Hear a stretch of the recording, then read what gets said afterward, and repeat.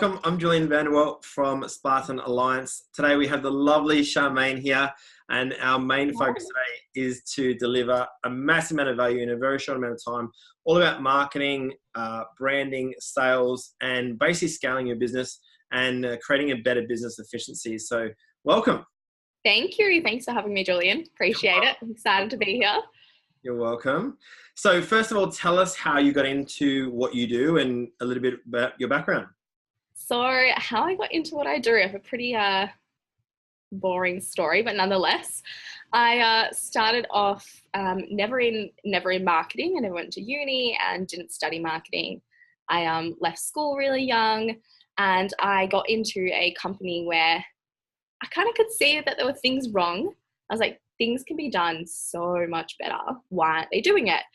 And being the little nosy person I was, I just would start to put together little proposals on how much money I thought they were losing, or how much human productivity they were losing, the way they could do it better, and what they would save by doing it that way. And started to hand them across to the director, not understanding corporate politics at the time. And that's, there's managers for these kind of things, straight to the CEO.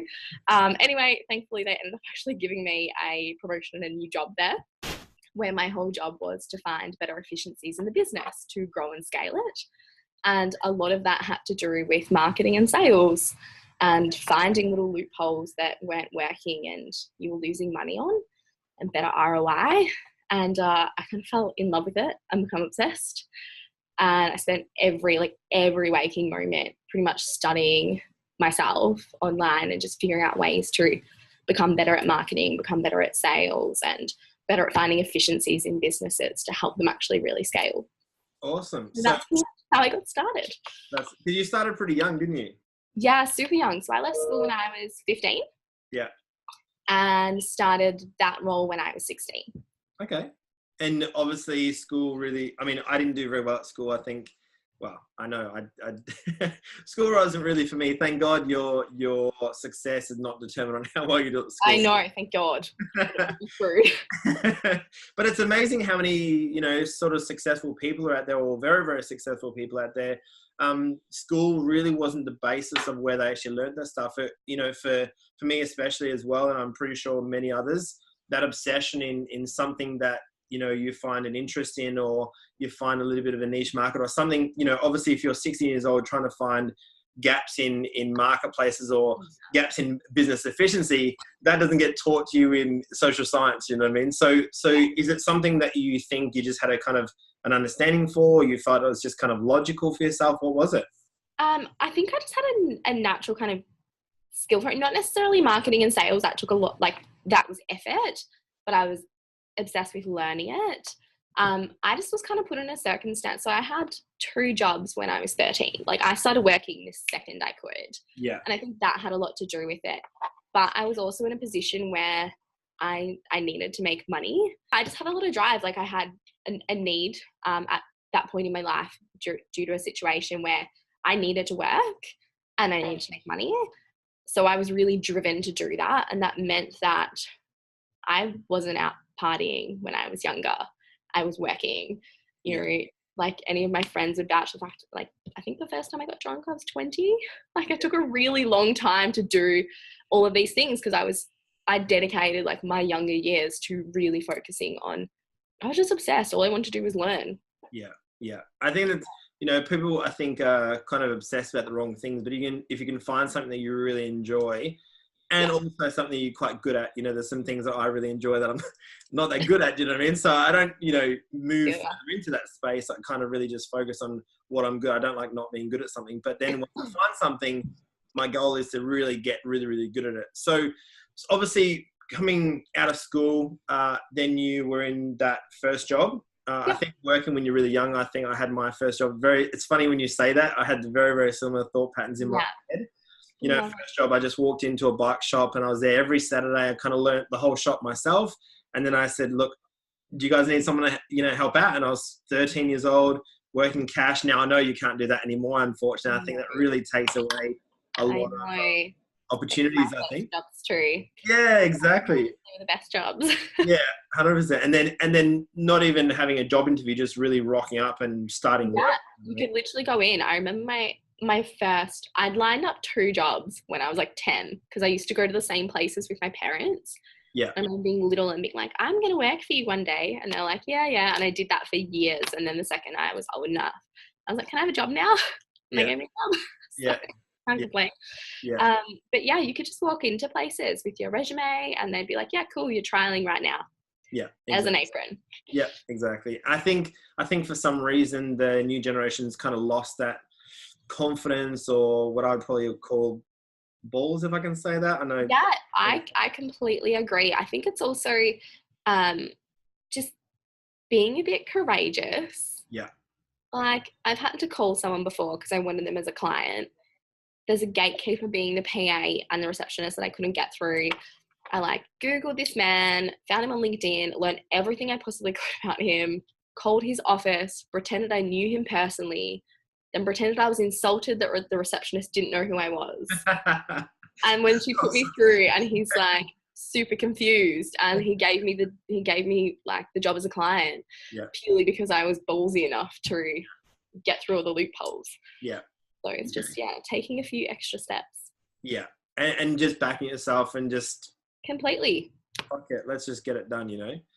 So let's chunk down into marketing, branding, advertising. Because there's 3 different components, I think, to the marketing space. Yeah, the term marketing is very broad, a bit all-encompassing. Exactly. Marketing can sometimes be classed as sales, which it's not.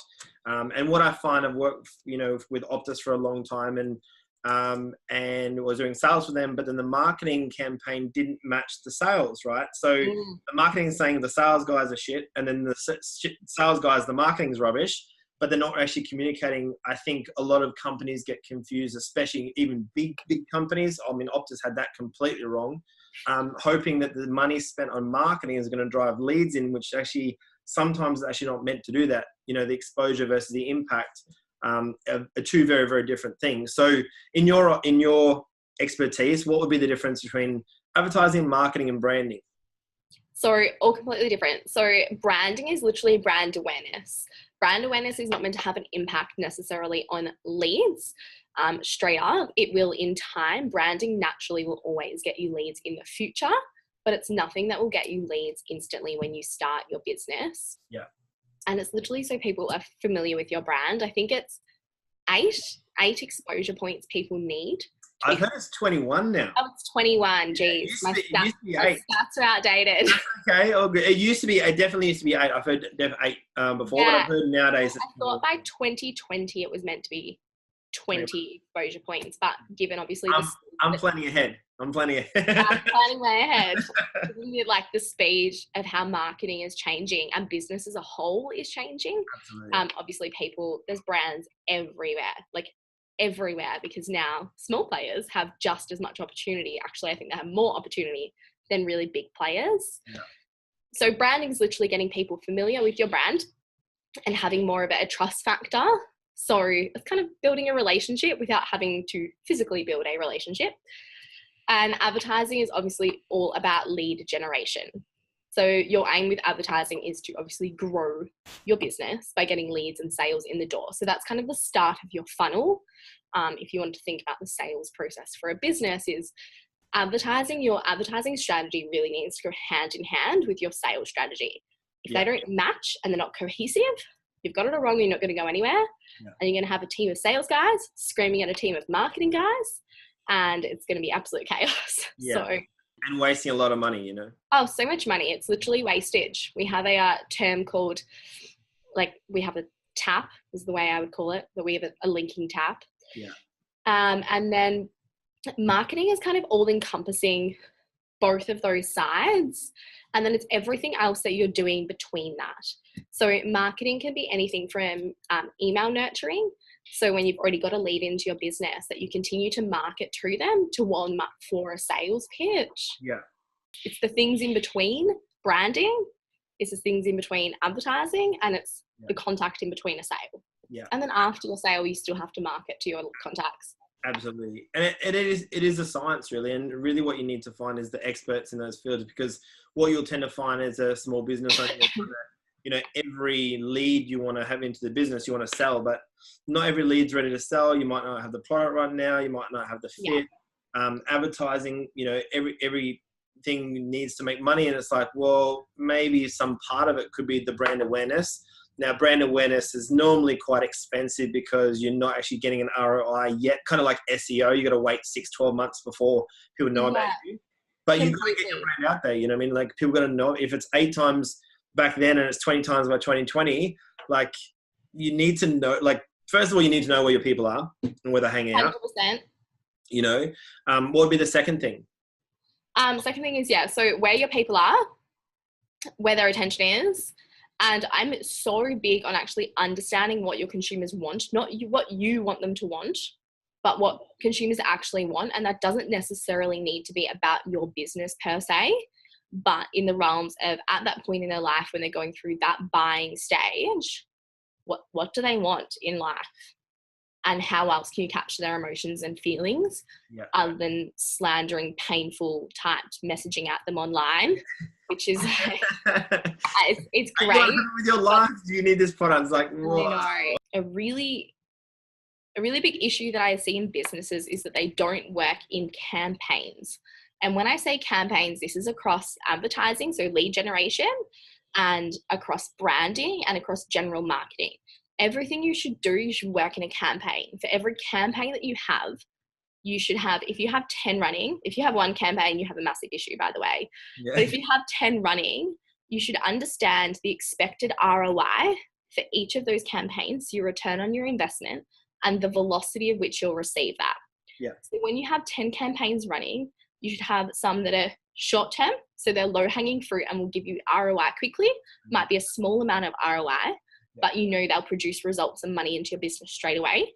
Yeah. You have your mid-tier, which are campaigns that perform well, but they necessarily take a little bit longer to get you ROI back into your business, but they produce quite healthy return on investment for your spend. And then you have your long-term, which are more things like branding.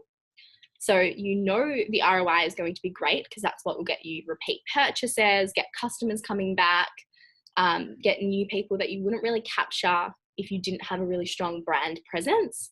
So your return on investment is massive. The velocity of when you're going to receive that is very, very long, but it is ongoing. So your short-term, low-hanging fruit are usually the things that don't work forever. They're things you consistently need to have like 1 or 2 experimental campaigns, and you would just continue to have to replace them quite a lot, but you should always have numerous ones running. So you have this staggered structure.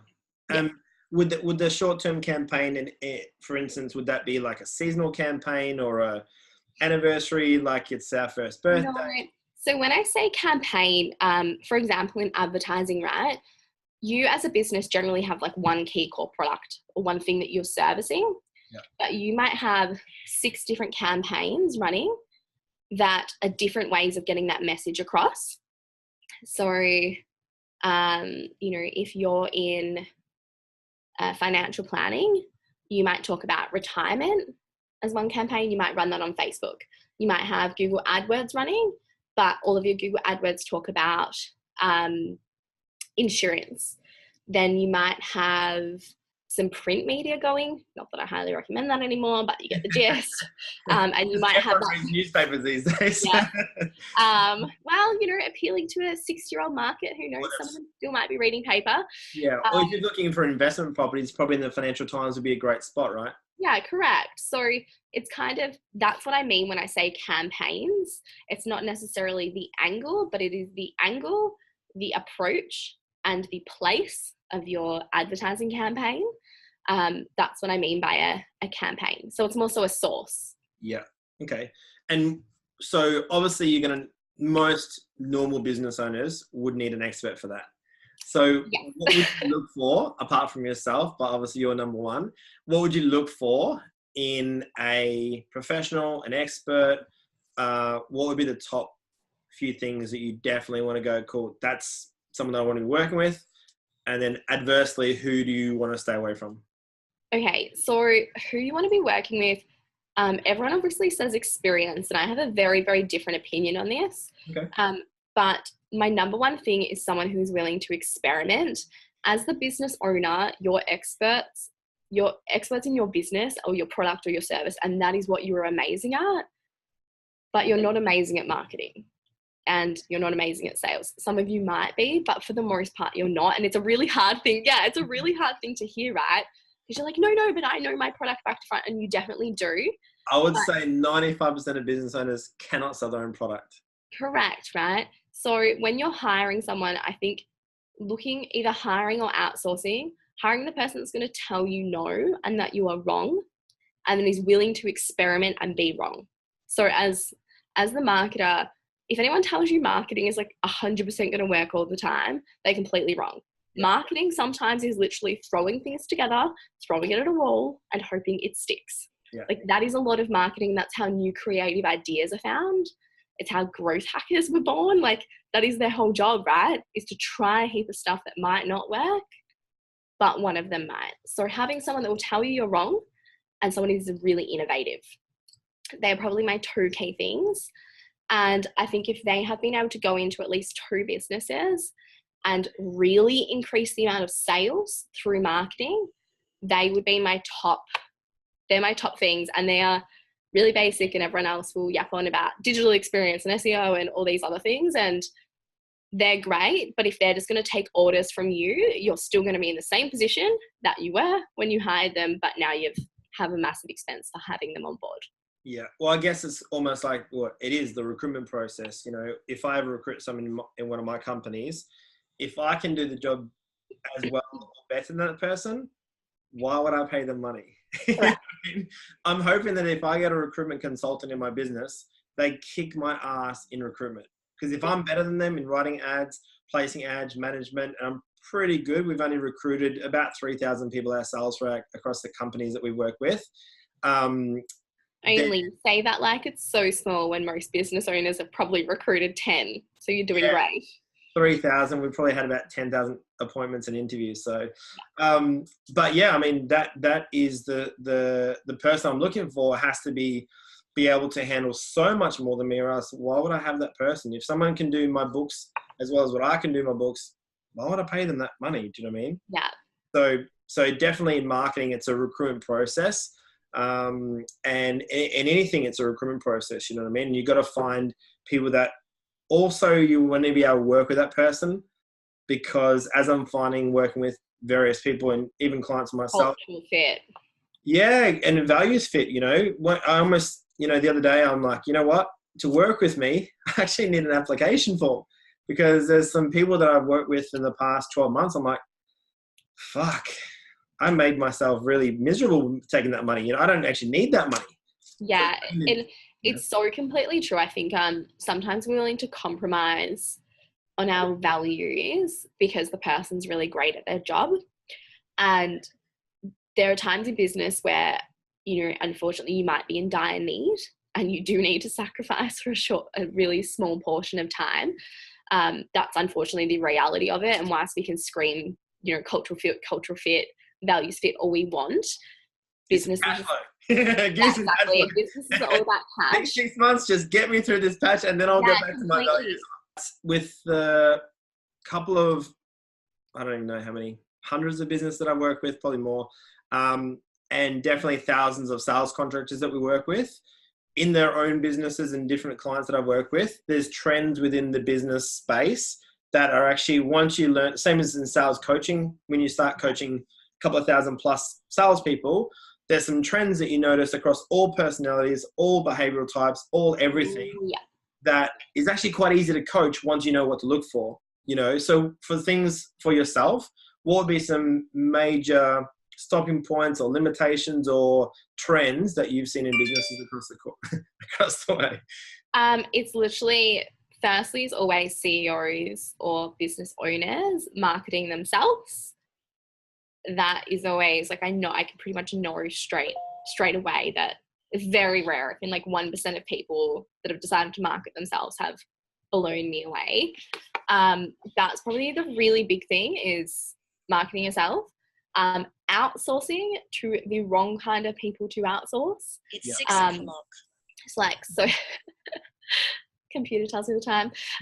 So outsourcing to like people on Freelancer and Elancer and Fiverr and that, whilst that is great, it is not great if you don't understand the strategy you want to execute. Yeah. And then you're asking someone, oh, can you please, like, you know, content manage on social media? Well, like, what's your content strategy? What's the purpose of it? Like, why isn't it cohesive with your whole marketing strategy? And the last one is probably not understanding the difference between a strategy and a tactic. Yeah. You can't run all tactics and you can't run all strategy. Yeah. A strategy should encompass tactics, but they are not the foundation that builds a really great marketing strategy or business strategy. Yeah. Yeah. Beautiful. Cool. And top 3 tips in marketing. Oh, top 3 tips in marketing. 1, never underestimate growth hacking. Completely different to marketing. Research it. Find a great one. Right down myself. 2 is experiment, even when you think it's not going to work. Yeah. Like, I can't emphasize that enough. If 10% of your budget is not going towards experimental campaigns, I promise you things will stop working and you will be very, very sad that you didn't experiment earlier. So if you're going to assume that your marketplace isn't on LinkedIn, try it anyway and give it a go. Try different angles, try different approaches, but always 10% of your budget should always go to experimental campaigns. And thirdly, stop riding the wave. So when things are good, you get really complacent in marketing because you have really great lead volume coming through and your cost per lead is really cheap. So your sales teams, like, you know, overloaded with leads, they start to get a bit lazy. They start to cherry pick. Don't ride the wave because it doesn't last. Yeah. Yeah. Well, in our sales company, there's sort of a couple of stages of business. You either have high sales, high recruitment, which means the quality of recruitment coming through so you can grow your business very quickly. Yeah. Enjoy it. It's not going to last. You have high sales, but no one comes through the door and you can't grow. That's okay. Keep doing sales, at least you're making money. Then you have low sales, high recruitment. That kind of sucks because you are not having the sales averages that you need, but your recruitment's really good, but no one really stays because they're not seeing much success. And the worst one is low sales and low recruitment. That's a bit of a, anyway, again, they don't last. So yeah, one of the biggest things for myself is maximize your highs and minimize your lows, which means when things aren't working, dig in deep, get to work and work a little bit harder. When things are working, ride that wave. And it's kind of like surfing, right? So if you're surfing, you're trying to catch the wave. And once that wave picks up, normally in business, once you see that kind of income level rise up, that's your wave and or growth or whatever. Yeah. Only what happens, people go, oh, cool. I've got it now. I'm good. I'm sorted. I've reached my peak success. I don't need to work anymore. Exactly. And then normally what happens, they fall off the back of the wave. And then that's the biggest set of the whole day. And they're thinking, oh, I now got all that work to do. And all you had to do was just keep going for a little bit longer. That's probably one of the key tips that I've ever, experienced. Completely. And to re-emphasize, I'm going to add a 4th one in there, which I mentioned earlier, but I really do want to re-emphasize this, which when I was talking about campaigns, to put that in a better term that most business owners would understand, is it's a source. So it's a source of business coming into your company via sales. If you have 1, 2, or 3, you are probably going to be screwed. So you should have multiple sources coming in that is generating new business, and all of them should return a different ROI at a different velocity. Yep. So when you say sources, are you saying like one would be Facebook, one would be LinkedIn, one would be...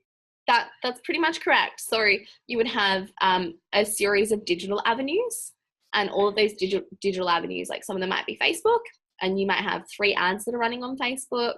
You know roughly how much they generate you. Then you would have a portion that's SEO. You might have some joint ventures that you're doing. You might have referral fees. Yeah. Affiliate marketing. Yeah, affiliate marketing. If that's the way you're going, you might have, if you've got a sales team, and you might be incentivizing them to bring in their own business. So that's another source. It's having this really kind of quite a diverse range. If you're really smart and you're doing some old school tactics where people stop paying attention to, but there's still marketplace there. As I said, print media. One of my advisory clients that I work with, I'm not going to specify the industry, but we run massive amounts of print marketing. Yeah. We have huge ROI on print marketing because our niche kind of like half overlaps, half digital, half overlaps print still, and no one markets on print. Yeah. And all of the printers will negotiate, and I can get really cheap ads because. Awesome. And it is, you know, sometimes that everyone's going social media, and we are about to set up another venture, but in the finance space, and the downside of having you know, working with a mortgage broker or as your strategy for finance is the mortgage broker just wants to sell you houses. The stock broker just wants to sell you shares. Your cryptocurrency dude wants to sell you cryptocurrency, you know what I mean? Like, so, but if you have a holistic approach to most of your business spaces, you'll find that you'll fill the gaps much, much easier. And obviously, if you're going to be working with a social media guy, the only thing he's going to be pushing, because that's what he knows, which is fine, is the social media, which I think is probably one of the noisiest industries oh my gosh on the planet. And yet, you know, you're talking old school. To me, that's where I live. I've never used any really social media to generate leads in my business. Now we're moving into another venture outside of the one that I just mentioned. But yeah, to me, the old school is still one of the best ways, you know, especially in regards to marketing or getting people into your business. You know, if you've got a cafe at the bottom of a office building and you've got 500 people, 1,000 people that work in the office, if people walk past you with another cup of coffee, I don't wonder why, right? Yeah. So, you know, there's so many things out there that really don't cost that much money, not to take your business away. But you just got to think about, you know, how I can actually drive more leads and business into your business, or find someone like yourself that can actually help you with those sort of things as well. Yeah, completely. And I'm going to add a fifth one in. I'm going to roll here. Fifth one is more leads. So more lead generation is not going to fix your business. Yeah. If you are putting band-aids on all of the other parts of your business, like if your sales process is not down pat, and your nurture process is not down pat, and you aren't getting repeat purchases, and you aren't having clients leave you great testimonials, more leads is not going to fix your business. Oh my God. Let's just drop the mic right here. It's so true. Exactly. We're out, you know. I saw something the other day. It said 812,000 leads in 24 hours. And I'm like, that's awesome. But if you're in professional services, that's useless. It's useless. They wouldn't get serviced. And also most people that are in sales, and I say obviously, you know, your flatmate excluded, most people in sales couldn't close the door. Do you know what I mean? Like if people are in retail, let's say in car sales, you know, we just bought a new car. We got our third child on the way, so we need 3 car seats at the back. Congratulations. Yeah, thank you. Commiserations, I know. But we bought a new car, but we went into the car dealership knowing exactly what type of car we wanted to buy before we walked in. So that person might be in sales, but really all they showed us was where the cars were situated, you know. So completely. You'd made up your mind. Already done. Yeah, you'd made up your mind. Already purchased it, already traded in, already worked out exactly how much we're going to get for trade-in. And it was like boom, boom, boom, boom, half an hour we bought a car. So it's pretty simple, you know what I mean? But like you said, more lead generation, spending money on advertising, brand awareness, SEO. Really, some of it is good for long term, but you can literally put yourself out of business because your sales process is so inefficient that you're losing leads everywhere. Well, your sales process, and then after sales, right, everyone thinks that's done. And I'm like, no, you still have a product or a service you need to deliver on. And your customer delivery and customer experience, everyone says it is this like tokenistic term. But if that's not 100% done right, your lifetime value of your client, if you know you get 4 purchases out of them approximately over 5 years, might be worth 10 grand each, so let's say 40 grand. You screw that up, you hire one bad person who doesn't do their job right. You know, if anything goes wrong, if your system doesn't work, if your process doesn't work to make sure they're delivered upon at each point, you've turned 40 grand into 10 grand. Yeah. And you've spent money on an employee that killed. Yeah, that killed the deal. And then they're not going to refer anyone. If anything, they're going to probably speak really shitty things about you. Yeah. They're never going to get a testimonial online. And you have this really, when it happens once, people are like, oh, it's just once. Compounding effect, opportunity costs and trade-offs. Exactly. You're losing out big time. Yeah, exactly. And most people don't think of that sort of stuff. They think, oh, well, my grandfather was in sales for 30 years down in Victoria. And he said to me, imagine if every customer that came into your business never left. The only way that whatever you were selling, they were only going to buy that from you forever. Like, what would your business be? So most people are so focused on new customers. They forget.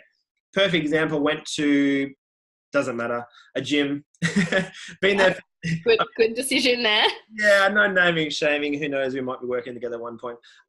So went to the gym. We'd been there for 2 years. I was going to re-sign for a new 12-month contract. And I said, what do I get? And they said, oh, nothing. I'm like, but I've been here for 3 years or 2 years, sorry. I'm going to sign for the third and I get nothing. I said, can I get, I'm actually paying more than the new member. That's what the most ridiculous thing I've ever heard. Utilities, all the, your phone companies, Foxtels, all those sort of things, new customer acquisition, normally they get better deals. But the loyalty and the longevity of someone, like selling an existing product to an existing customer is pretty easy. Getting me to re-sign on a new gym is actually pretty simple. And I said, why should I stay here? And he goes, well, we have a sauna. I said, I never use it. We have a pool. I said, I never use it. We have classes. I said, I never go to classes. He didn't even ask me what I wanted. And I was thinking, what the hell? All features. All features. No emotion. Exactly. And nothing for me, And I said, what do I get? And he goes, oh, well, it pretty much sells itself. I said, mate, that's the dumbest thing I've heard in a very long time. I said, if it sold itself, you wouldn't have a job. So does it really sell itself, or that's stupid? So I said, do I get a drink bottle or do I get a bag or something? Give me something, But anyway, I got a bag and a drink bottle and I was like, look, I said, for 2 years, and then I left a couple of months later. I said, look, I've had enough. This is just rubbish. He goes, why are you leaving? I said, for 2 years, no one has even said hello to me. No personal trainer has even said hi, nothing, come over, nothing in 2 years. I said, that is horrendous. So it is. And customer service is so important. I'm actually going to give a shout out to a cafe right now. They're called Cafe Safi, and they sit at the bottom of a building of which I use the office space for. They learn everyone's name. Yeah. And I don't mean just the odd person that comes in every single day. I mean, all of their staff learn the customers' names. Majority of them all know the coffee order. So I went down. I'd been regulating there for about 6 months. Everyone else that I know that goes down, they greet them by name. They had a new staff member start, and I'd ordered my cup of tea. I like a quarter of cold water. The owner had walked over, pretty much gone up to the new staff girl and had just said that her name's Charmaine. She's situated here. This is how she has her tea. Make sure it's made like that every time. And every day after that, she greeted me by name, and I'd just say, just the usual, straight away knew what it was. Yeah. Yeah, that's one thing that I must shout out to Adelaide, people in Adelaide. Some are really good. Some there's hit and miss. There's either amazing or horrendous. There's nothing really in the middle. You go there, literally went there once, and all the boys knew my name, and I was like, I don't even know their names. You know what I mean? Like, completely crazy. It was amazing, and the feeling that I got as a customer was incredible. Do you know what I mean? Yeah, 100%. They make me feel great. Like every time I go there, the fact that, as I said, I don't know their name. I have no idea what some of their names are, but they always know mine. Yeah. And it makes a massive, massive difference in the way that you feel as a consumer.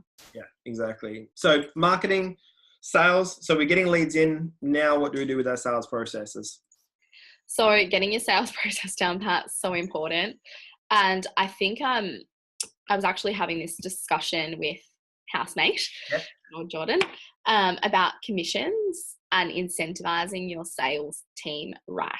If you get the commission structure wrong, you will incentivize them on the wrong thing. Yeah, absolutely. And it might be short-term sales, and then all of a sudden they don't nurture the rest of their database to make sure that they turn into sales in the future. I'm assuming you're calling at the moment, by the way. So I'm assuming your lead process involves calling when I'm talking about this. But if they've got to pick up the phone to dial through their database of leads that they're allocated, and you set up the incentives wrong for commission, they pretty much they won't do their job right. You'll be losing out on money because you incentivize them wrong. Yeah, or the quality tends to be wrong. They're just trying to get leads in. They're not actually. Yeah, completely. If you don't have quality measures, then you're going to get stuffed up there. You should incentivize them on the end goal. Yeah. Not if you've got like an appointment-based structure and then a sale. Like, yeah, they should definitely make money for the appointment, but they should make money on the sale. Yeah. They should make more money on the sale, because if they get the quality right, obviously the chances are that the sale will go through. If they get the quality wrong, the sale won't go through. Exactly. Or I like to have a sliding scale of percentage of closes. So obviously, you know, sometimes what happens in sales companies is that they pay the new people really well, and then again, like the loyalty customers, I don't do that. My high performers make more money than everyone else, and I televise that, because the value, especially salespeople. Like, firstly, if you're in the top tier of salespeople, you should be earning more money, because the value you bring to my company is so much more, you know. Completely. And not trying to be disrespectful, but a new person, I can kind of replace them in 3 or 4 days. But someone that's been with me for a while, I can't really, you know, for a year or 2 years, the skill set that they have, especially when you work with someone like myself or Jordan, you know, is going to be exponential as opposed to someone new. So completely. And when you have sales teams as well, I think we all want teams of high performers, but in sales teams that are huge, when you have a large volume of a sales team, you will have a mix of people. Yeah.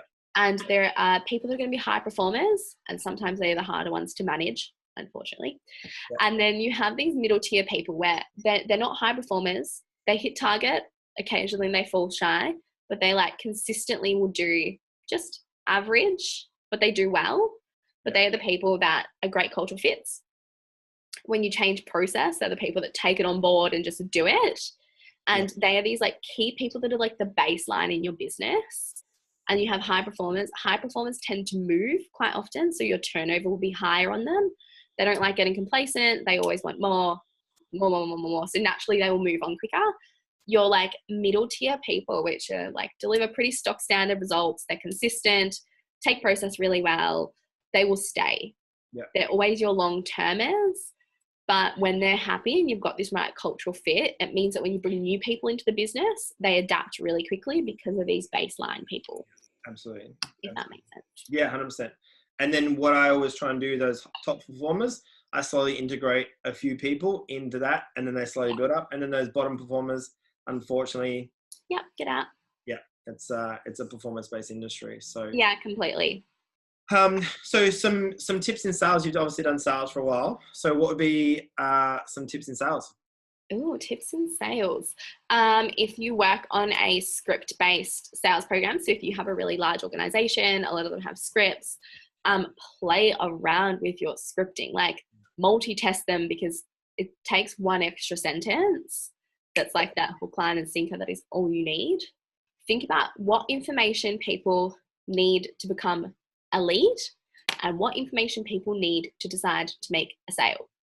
Like, stop bombarding people with information because you assume that they need it, because just because you know it doesn't mean people need to know it as well. Yeah. People Let don't me care. tell you how much I know. And it's like, people just don't care. You're the only person that's excited about your business. That's why you need to think about it. Yeah. My last tip in sales is actually going to be a book. Sure. And it's all about framing. And I think you probably would have already heard of it, but pitch anything. Yeah. Read it, because I promise, I just got a day. It's a great book, or great CD in your case. Yeah. Who uses CDs? I was like, I'm pretty sure that's a CD. Does he have a CD? I don't know where I'm going to play that. I need to. Audiobook. It's 2018. Audible. I was like, well, how am I going to listen to it? Anyway, I have to buy a DVD player or something. Anyway. But learning how to frame will change everything from your sales conversation to when you're going through recruitment processes to hire new staff on board, to when you're trying to set up a joint venture with another business, to when you're getting referral partnerships. Framing will literally change the game for you. So if I can say anything, make your whole sales team listen to that audiobook. Like that is their induction process, and then put them through a series of examples where they have to execute on it, because framing will change everything. Yeah, absolutely. Tony Robbins' Mastering Influence is also a pretty good one. Yes. Yeah. Pretty good one. So especially when that first point where I always say to my guys, look, everything I'm going to teach you is going to work. You got to do it. You know, every now and then someone come back to me, Jules, it didn't work. Perfect. You didn't do it properly. That's the only outcome it could be, because I know this stuff will work. But secondary to that is I encourage my guys to test and measure. You know, don't take my word for it. It's going to work, but just test and measure it. Try do things differently. And then, because once you understand the behavioral changes that you're getting out of the customer and the differences between doing something and not doing something, then you'll actually understand how the sales process works. Completely. What I always understood, or what I kind of thought when I first started in sales, was sales is like an algorithm. When I say this, the customer does this. When the customer does this, I say that. And once I work out that flow, it's replicable. So you just get a license to start printing money, right? Now, the downside of that conversation is that people are going to do it unethically. So my conversation to that is, if you need to sell broadband to an elderly person that doesn't have a computer, please do us all a favor and get the out of sales. Yeah. Excuse my language, mum, but you got to get out, because you do not deserve to be in sales. And or if you can sleep at night ripping a grandmother off just to make an extra $50, have a good hard look at yourself, and please do us all a favor and get out, because you're not needed. Completely. So yeah, you don't need to run business like that anymore. So no, and sales obviously went through this period of like a super large influx of unethical operators. And it's the same in real estate and mortgage broking and everywhere. I think every industry has it. You know, I'll come from the hospitality industry. There's some hacks in hospitality that take shortcuts and da-da-da-da. Yeah. Retail industry, I've been in there. We had a retail shop, and distributors are trying to throw stuff at you and make you sign for stuff that you didn't. Look, we had the largest stockist of Camilla here in South Australia at one point. And, you know, certain distributors was giving us tote bags. I'm like, and a hat. I said, we don't even have, we would never ever order a hat, and yet we got one of them. And it's like, that is bad business. You know, it's already hard enough to run a business these days. You don't need to add more pressure on especially it's like adding the stuff to your customers that they didn't purchase. Yeah. Anyway. Cool. All right, let's wrap it up. It's been absolutely amazing to have you. Thank you so much for your time. Thanks for having me. You're welcome. In final note, what would be your final go-to line in business? Go-to line in business? My God, that's putting me on the spot. Go-to line in business. Mine would be get shit done. Mine would be test everything. Love it. Love it. Test everything. Yeah, love it. And then once you think you got it right, retest it. I love that. Yeah. Make data-driven decisions. Yeah. Well, it takes the ambiguity out of it and takes the subjectiveness out of it. You know, data, you can't lie with data. So you can't. Yeah. Awesome. Beautiful. You can't at all. Awesome. Thanks so much for your time, Julian. I really appreciate it. Thank you. Where can we reach you? You can reach me on Facebook, which is just Charmaine Walker, or on Instagram, which is Charmaine Walker Marketing. And soon you'll see another company pop up called Inside Circle, which will have a lot of fun stuff. Looking forward to it. All right, well, thanks again, and we'll chat soon. See ya.